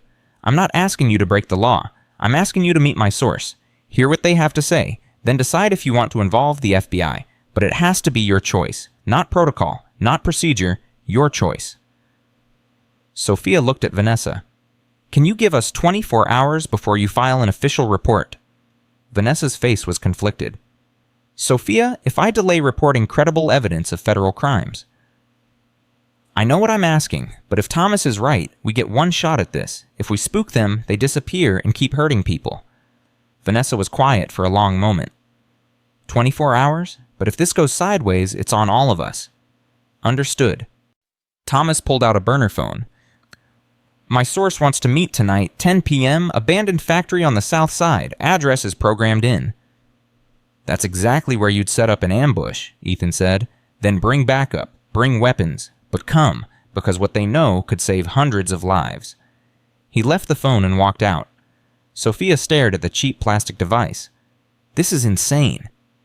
Completely insane, Ethan agreed. So what do? We go, but we go smart. They spent the afternoon preparing. Vanessa arranged unofficial surveillance. 2 FBI agents in plain clothes watching from a distance. Ethan checked his service weapon, which he rarely carried but never forgot how to use. Sophia wore a wire under her jacket. At 9:30, they left Emma and Leah with Patricia Reeves, who'd become something like a grandmother to both girls. "Be careful," Patricia said, hugging Sophia tight. "Those girls need their mother." "I will, I promise." The drive to the factory took 20 minutes. Southside Industrial District. Streets empty after dark. Buildings like tombstones against the night sky. The address led to an old textile factory. Windows broken, graffiti on the walls. But lights were on inside. Someone was there. Ethan parked 2 blocks away. "We walk in together. Stay close. First sign of trouble, we run." "Got it." They approached the factory entrance. Door was unlocked. Inside, industrial machinery covered in dust. Smell of rust and decay. "Hello," Sophia called out. "Second floor?" A woman's voice, shaking but determined. "Stairs on your left." They climbed carefully, each step creaking. Ethan's hand on his weapon. Second floor was a wide-open space, empty except for one woman standing under a single hanging light bulb. Sophia stopped cold. Linda Huang, former CFO, the woman who'd mentored Sophia when she first took over Grant Tech, who'd taught her about balance sheets and quarterly reports and keeping shareholders happy. "Linda." "Hello, Sophia?" Linda looked older, thinner, haunted. "I'm sorry it has to be like this. You're the source you've been feeding information to Thomas Voss. For 8 months, ever since I heard about the trial, about Reynolds getting convicted, about you losing everything to make it right." Linda's voice cracked. "I couldn't stay silent anymore." Ethan kept his distance. "You ran. You took the money and disappeared." "I did. I was a coward. I knew what Reynolds was doing. I helped him hide it in the financial reports. I took my cut and told myself it was just business." Tears streamed down Linda's face. "Then Pittsburgh happened. 14 people dead, and I realized I had blood on my hands." Sophia felt anger and pity warring inside her. "Why didn't you come forward during the trial?" "Because I was terrified. Reynolds had connections. If I testified, I was dead, so I ran. Took my money and hid." Linda pulled out a USB drive. "But hiding doesn't wash away guilt. So I started collecting evidence, everything I could find on Barrett Marsh and the others, names, accounts, proof of bribes. It's all here."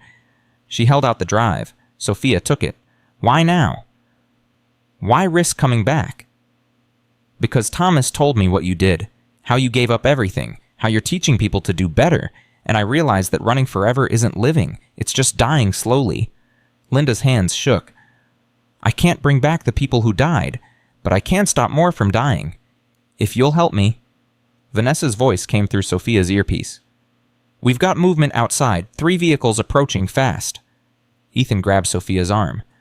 "We need to go, now." "Who's coming?" Linda's face went white. "Who did you tell?" "Nobody. We came alone." "Then they followed you, or they followed me. Oh God, they found me." Car doors slammed outside. Voices shouting. Heavy footsteps. Ethan pulled his weapon. "Back exit, now." They ran. Through the factory floor, past machinery and debris, Linda leading them toward a rear stairwell she must have scouted earlier. Behind them, men burst into the building. "Check every floor, she's here somewhere." They hit the back stairs, descended fast. Linda stumbled, nearly fell. Sophia caught her. "Who are these people?" "Barrett's men. He must have been watching Thomas, waiting to see who his source was." They reached the ground floor. Back door ahead, almost free. The door burst open. 3 men, guns drawn, cold professional eyes. Ethan fired first. His shot hit the lead man's shoulder. The man dropped. The other 2 dove for cover, returning fire. "Go!" Ethan shouted, laying down covering fire. Sophia dragged Linda sideways, through a doorway into what used to be a loading bay. Ethan backed in after them, still firing. "FBI, drop your weapons?" Vanessa's voice from somewhere outside. The shooting stopped. Sounds of struggle. More FBI agents pouring in. Within minutes it was over. Barrett's men in custody. Linda crying on the concrete floor. Ethan checking Sophia for injuries even though she wasn't hit. I'm okay. Vanessa ran in.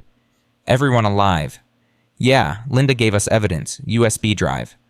Sophia pulled it from her pocket, handed it to Vanessa. "Everything on Barrett Marsh and the others." Vanessa took it carefully. Linda Huang, I'm placing you under arrest for conspiracy to commit fraud and accessory to corporate manslaughter. You have the right to remain silent. I know my rights. Linda looked at Sophia. I'm sorry for everything, for being too weak to stand up when it mattered. You're standing up now, Sophia said quietly. That's something. Linda was led away in handcuffs. The hitmen were loaded into FBI vehicles. Vanessa coordinated with her team. Ethan and Sophia stood in the factory parking lot, adrenaline slowly fading into exhaustion. We almost died. Again, Sophia said. I know. This is becoming a pattern. Yeah, I hate it. Me too. They looked at each other and started laughing. Ridiculous, inappropriate laughter born from surviving another nightmare. Vanessa walked over. You two okay? Define okay, Ethan said. Fair point. She pocketed the USB drive. This evidence is solid. We can move on Barrett and Marsh tomorrow. With Linda's testimony and these documents, we'll dismantle the whole network. How long until they're arrested? Sophia asked. 48 hours, maybe less. We move fast and quiet. No leaks. Good. They drove home in silence, both processing, both grateful to be breathing. Emma and Leah were asleep at Patricia's house. Patricia took one look at them and asked no questions, just hugged them both. Go home, rest. The girls are fine here until morning. Back at the apartment, Sophia collapsed on the couch. Ethan sat beside her. I can't keep doing this, she said. Every time I think it's over, more emerges, more corruption, more danger. When does it end? When we've cleaned out all the rot, however long that takes. I'm tired, Ethan. So tired. He pulled her close. I know, but you're also the strongest person I've ever met. You'll get through this. What if I don't want to be strong anymore? What if I just want to be normal? Then we find normal, together, after we finish this. She looked up at him. Promise. Promise. 2 days later, federal agents arrested State Senator Michael Barrett at his office. Douglas Marsh was taken into custody at his home. 6 other officials connected to the network were charged with bribery, corruption, and conspiracy. The news exploded. Reynolds' corruption network finally exposed. Hero CEO brings down political mafia. FBI credits Grant and Ward for breaking case. Sophia did one interview, just one, with Thomas Voss, who'd started the investigation. Mrs. Grant? You've now been responsible for exposing 2 major corruption cases. How does that feel? Exhausting, necessary, incomplete. Incomplete? Because for every person we catch, there are others we don't. Systems that enable corruption, cultures that reward profit over people. This won't stop until we change how business operates at a fundamental level. Is that what the Phoenix Response Center is trying to do? It's what we're doing. Present tense. One student at a time. One company at a time. Teaching people that safety isn't optional, that ethics aren't negotiable, that human life is worth more than quarterly earnings. Do you think you'll succeed? Sophia smiled, tired but genuine. Ask me in 20 years. The interview went viral. Millions of views. The Phoenix Response Center's waiting list tripled overnight. Donations poured in. Companies that had ignored them suddenly wanted partnerships. We can't handle this volume, Ethan said, looking at the flood of applications. Then we expand. Again? With what resources? We'll find them. We always do. Over the next 6 months, they opened 3 satellite locations, hired 40 new instructors, trained over 1,000 students, partnered with labor unions, corporations, and government agencies. The work was relentless. 16-hour days, constant travel, endless meetings. But it was working. Accident rates dropped at companies that sent employees through their training. Workers reported feeling empowered to speak up about safety concerns. Executives started viewing safety as an investment rather than a cost. Change was happening. Slowly. Imperfectly. But happening. One evening, Sophia came home to find Ethan cooking dinner while Emma and Leah did homework at the kitchen table. Normal domestic chaos. The kind she'd never had time for before. Hey, Ethan said, kissing her hello. How was the university meeting? Good. They want to create a degree program based on our curriculum. Full accreditation. That's amazing. Yeah. She collapsed into a chair. Also terrifying. We're responsible for training the next generation of safety professionals. You'll do great. You always do. Emma looked up from her math. Mom, can I ask you something? Sure, sweetheart. Do you ever regret it, giving up being CEO, all the money and stuff? Sophia thought carefully. Sometimes I miss certain things, the resources, the ability to make big changes quickly, but no, I don't regret it. Why not? Because being CEO meant I was always chasing the next achievement, the next milestone. I never stopped to appreciate what I had. Now I stop. Every day. I see you, I see Leah, I see Ethan, I see the students whose lives were changing. That's worth more than any quarterly report. Emma smiled. Good answer. Thanks. How's your math homework? Terrible. Can Ethan help me? I'm making dinner. Math can wait, Sophia said, taking the spatula from him. Help your daughter. I've got this. Ethan sat with Emma, working through algebra problems. Leah abandoned her science worksheet to help Sophia cook, which mostly meant stealing vegetables and asking a million questions. This was life. Messy and loud and imperfect and beautiful. Later, after the girls were asleep, Sophia and Ethan sat on the balcony. Their ritual now, end of each day, just the two of them processing everything. Ethan, can I tell you something? Always. I'm happy, really truly happy, for the first time in my adult life. He took her hand. Me too. Even with all the chaos, all the danger, all the work. Especially with all that, because it matters, because we're building something real, because I get to do it with you. Sophia leaned her head on his shoulder. I love you. The words surprised her as much as him. She'd thought them for months, but never said them out loud. Ethan turned to face her. Say that again. I love you, Ethan Ward. I love your stubborn loyalty, and your protective instincts, and the way you make pancakes with Leah on Sunday mornings. I love that you forgave me when I didn't deserve it. I love that you taught me what really matters. I love... He kissed her, deep and slow and full of months of unspoken emotion. When they pulled apart, he was smiling. I love you too, Sophia Grant. Have for a while now. Just didn't know if you were ready to hear it. I'm ready for all of it, for us, for whatever comes next. Good, because I have something for you. He pulled a small box from his pocket, opened it. Inside was a simple silver ring. No diamond, no flash, just a band engraved with words. People before profits. Sophia's eyes filled with tears. Ethan, I'm not asking you to marry me, not yet. We've both been married before and rushed into things. I want to do this right, slow, intentional. He took out the ring. But I am asking you to build a life with me, officially, completely. You, me, Emma, Leah, a real family. What do you say? She could barely see through tears. Yes, God, yes. He slid the ring on her finger. It fit perfectly. They sat there holding each other under the stars. Two people who'd found each other in the worst circumstances and built something beautiful from the wreckage. Inside, Emma and Leah had woken up and were peeking through the window. Did he give her the ring? Leah whispered. Yeah, she said yes. Does this mean we're really sisters now? We've been sisters since the warehouse dummy. True, but now it's official.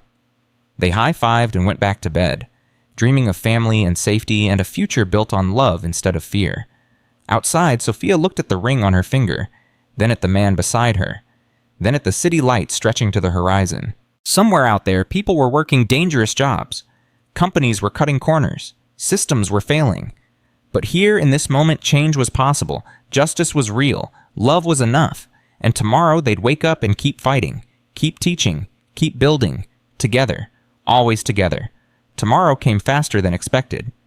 At 6 a.m., Sophia's phone exploded with notifications, news alerts, email, text messages, all saying the same thing. The Phoenix Response Center's main facility was on fire. She and Ethan dressed in 30 seconds, called Patricia to stay with the girls, drove across the city with sirens wailing in the distance. They arrived to find fire trucks surrounding the warehouse. Flames pouring from the second floor, smoke black against the dawn sky.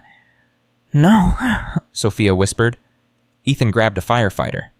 Anyone inside? Building was empty, but ma'am, you can't go near. Sophia was already moving toward the building. Ethan caught her. It's gone, Sophia. Let them work. Everything's in there. Student records, equipment, the memorial wall for the victims, everything. She watched her second chance burn. Fire Chief Martinez approached an hour later. We've got it contained, but the building's a total loss. I'm sorry. How did it start? Ethan asked. Accelerant. Multiple points of origin. This was arson. Sophia felt her legs go weak.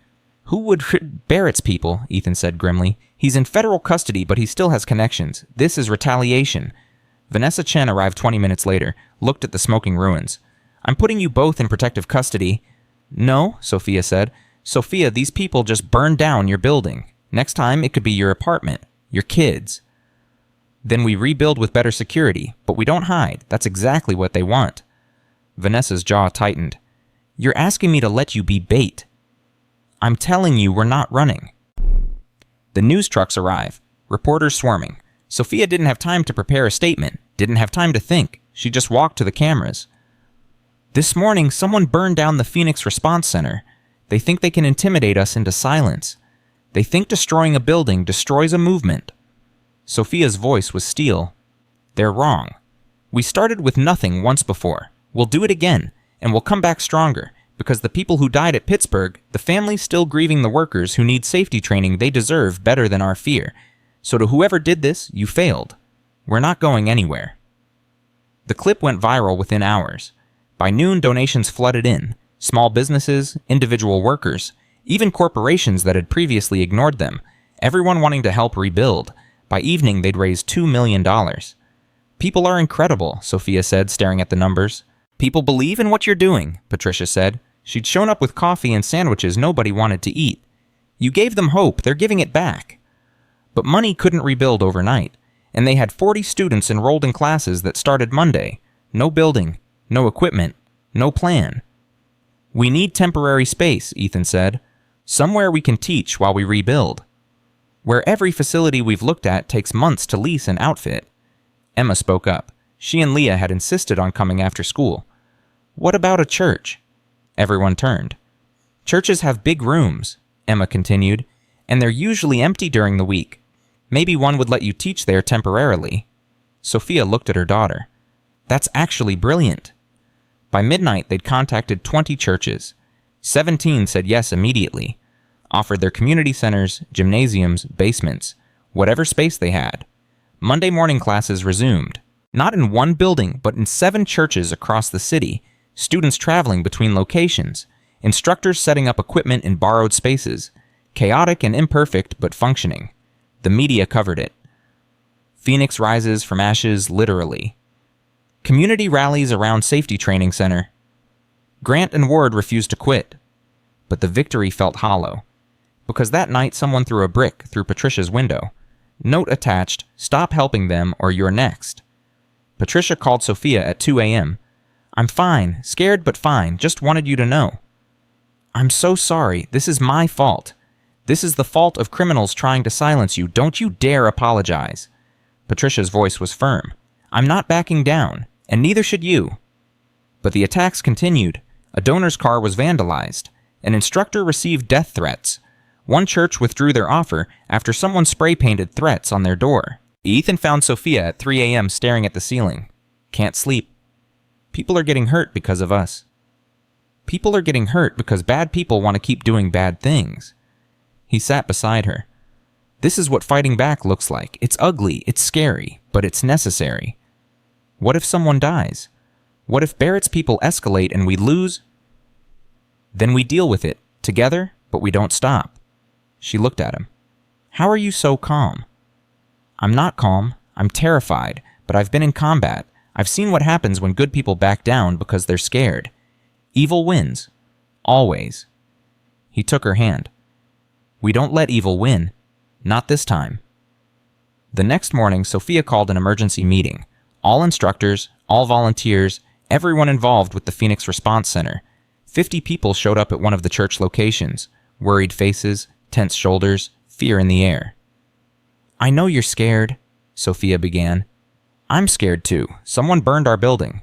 They're threatening anyone who helps us. This is real danger, so I'm giving everyone a choice. Walk away, no judgment, no guilt. Your safety matters. Nobody moved. I mean it.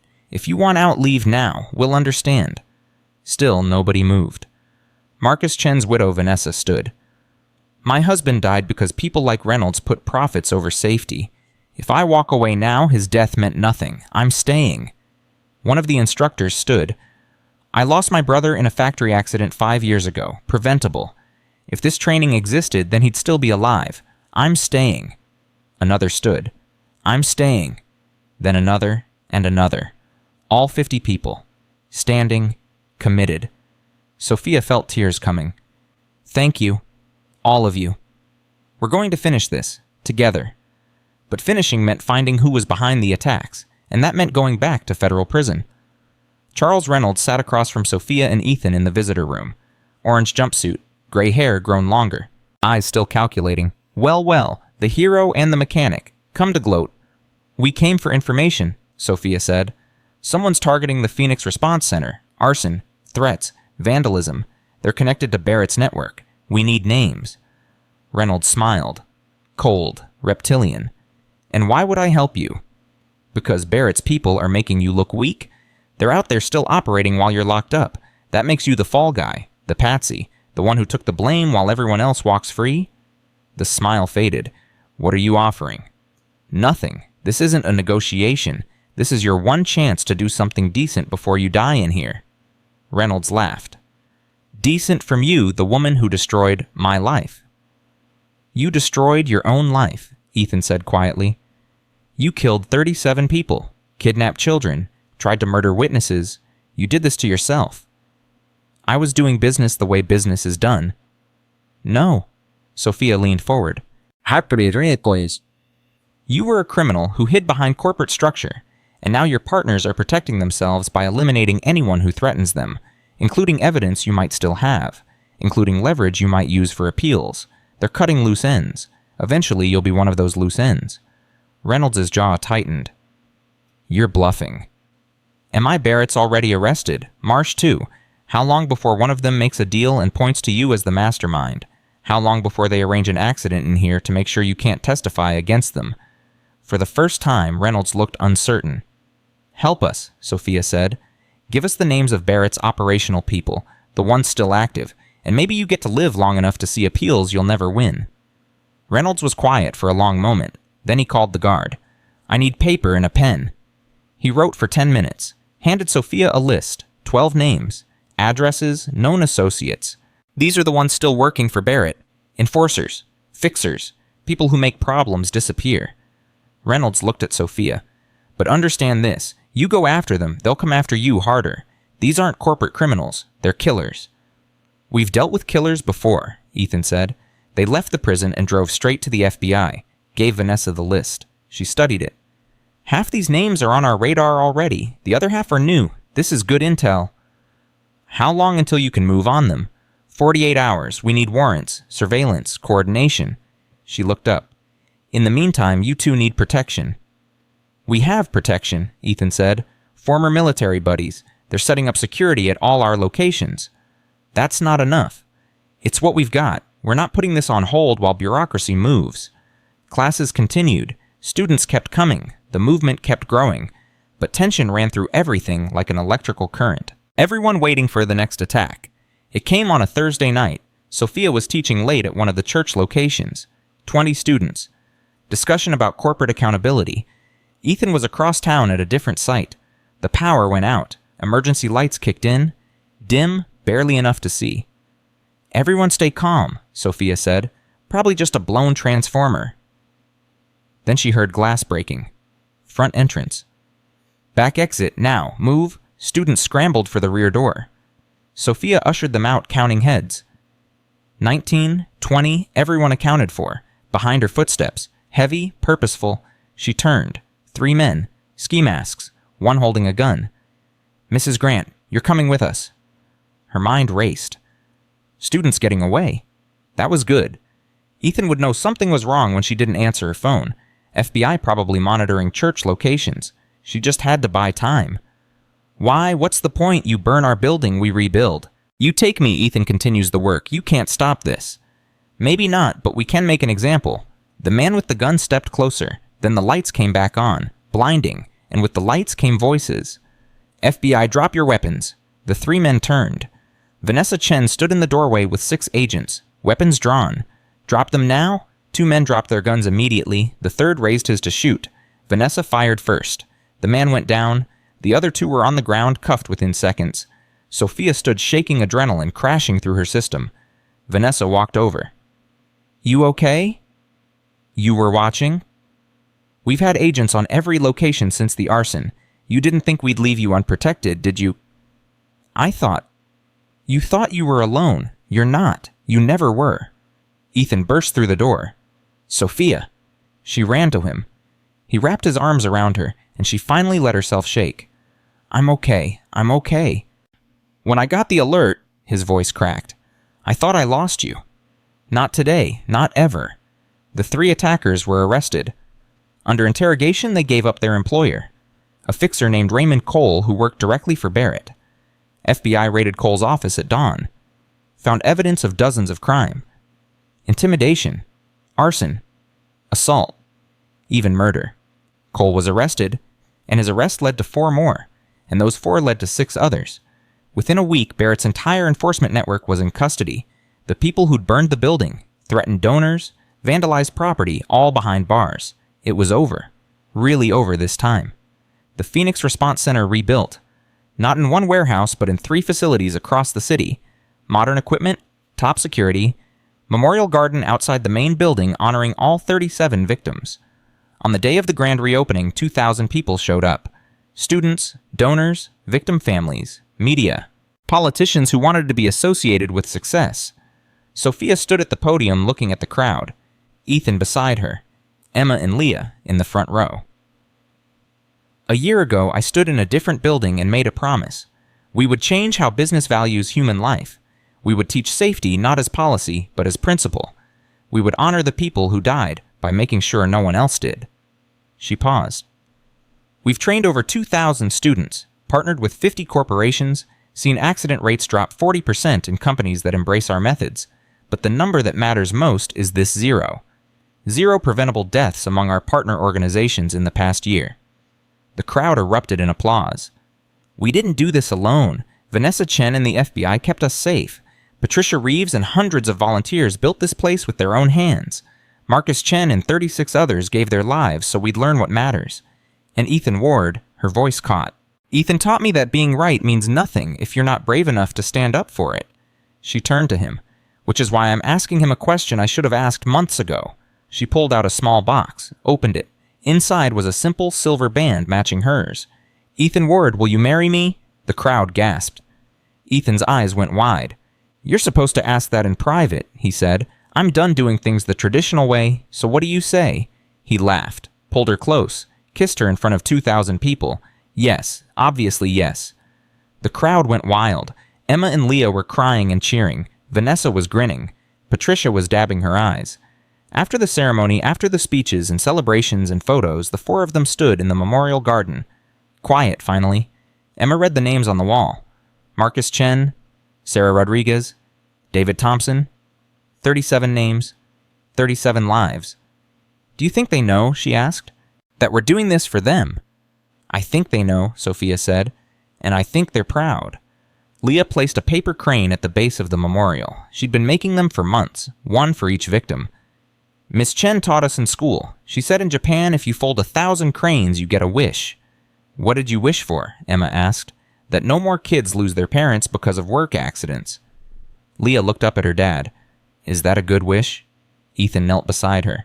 That's the best wish I've ever heard. They stood together in the garden as the sun set. A family built from tragedy. A movement born from loss. A future created from refusing to accept that profit mattered more than people. 6 months later, Sophia and Ethan got married. Small ceremony, just family and close friends. Emma and Leah as co-maids of honor. Vanessa officiated. The vows were simple.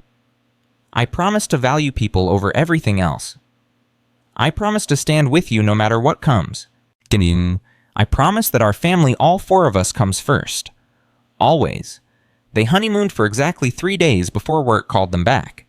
A factory in Ohio wanted training. A union in Michigan requested consultation. A college in Oregon wanted to license their curriculum. The Phoenix Response Center expanded to 12 cities, trained 10,000 students, changed policy at the federal level, became the gold standard for workplace safety education. But the real measure of success wasn't numbers. It was the engineer who spoke up about faulty equipment because she'd been trained to. The manager who shut down production rather than risk worker safety because he'd learned it was the right thing. The CEO who restructured her entire company around the principle that people before profits wasn't just a slogan, it was the only way forward. 5 years after that night in the parking garage, Sophia stood in front of Congress testifying about workplace safety reform, new legislation that would make safety training mandatory, that would hold executives personally liable for negligence, that would finally value human life the way it should have been valued all along. Some will say this is anti-business, she concluded. They'll say safety costs too much, hurts profits, slows growth. But here's what I know: Marcus Chen's children grew up without a father because someone decided quarterly earnings mattered more than proper equipment maintenance. That's not business. That's murder dressed up in corporate language, and it stops now. The bill passed. That night, Sophia came home to chaos. Emma practicing for her college audition, Leah building a science project that seemed to involve way too much baking soda, Ethan cooking dinner while simultaneously helping with homework.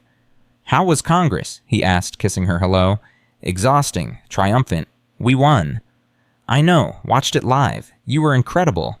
Emma looked up from her sheet music. "Mom, does this mean you're famous now?" "God, I hope not. Famous is exhausting." "Too late. You're definitely famous." Leah showed her phone. Social media was exploding with clips of Sophia's testimony. "Great, just what I wanted." But that night, after dinner and homework and the girls finally asleep, Sophia sat with Ethan on their balcony. Same ritual, different apartment, same love. "You know what I realized today?" she said. "What?" "That parking garage was the worst and best thing that ever happened to me. I almost died, but I finally learned how to live." Ethan pulled her close. "Same. Getting fired destroyed me. But it led me here, to you, to this life, to actually making a difference." They sat in comfortable silence. Two people who'd found each other in darkness and built something luminous. Inside, Emma and Leah were still awake, whispering. "You think they know how cool they are?" Emma asked. "Probably not. Adults never do." "We're lucky, you know, to have them." "Yeah, we really are." The girls fell asleep holding hands. Sisters by choice, family by love. Outside, Sophia looked at the city lights. Somewhere out there, people were working dangerous jobs. Companies were cutting corners. Systems were still failing. But change was happening. Slowly. Imperfectly. But happening. Because one woman admitted she was wrong. One man refused to walk away. Two daughters showed them what really mattered. And together they built something that would outlast them all. Not a company, not an empire. A movement, a belief. A simple truth that changed everything. People before profits. Always. The memorial garden at the Phoenix Response Center's main facility had a plaque. Installed on the 5-year anniversary. Bronze. Weathered already by rain and sun. It would weather more over decades to come. The inscription was simple. In memory of those who died because we failed. In honor of those who live because we learned. May we never forget that every safety protocol represents a person who goes home alive. Below that, in smaller letters, a quote. Heroes are just people who don't walk away. And that was the truth of it.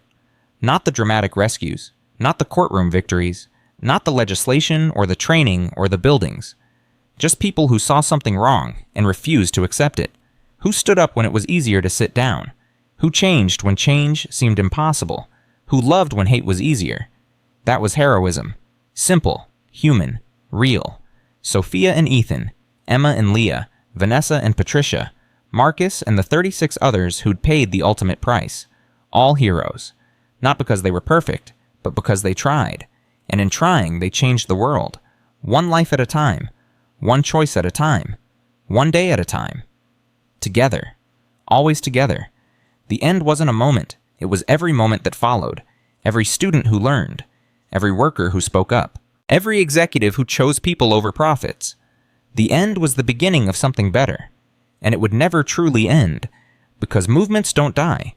They grow. They spread. They become the new normal. And 50 years from now, when workplace deaths are rare, instead of routine, when safety is assumed instead of hoped for, when people look back and wonder how it ever was any different, they'll trace it back to a parking garage, to a scream in the dark, to a mechanic who refused to walk away, to a CEO who finally learned to listen, to a family built from ashes, to a phoenix that rose and kept rising, forever.